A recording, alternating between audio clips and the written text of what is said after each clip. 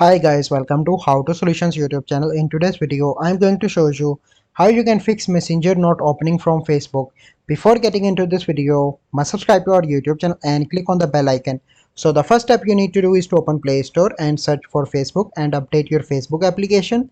Once you've done that, you simply need to go into the settings and go into the app management and click on app list and search for Facebook, and here you need to click on storage and cache. First up, you need to clear cache and clear storage.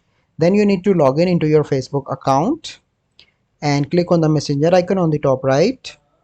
And once you click on that, so here you can see that my messenger is open and I can use my messenger and send messages as well.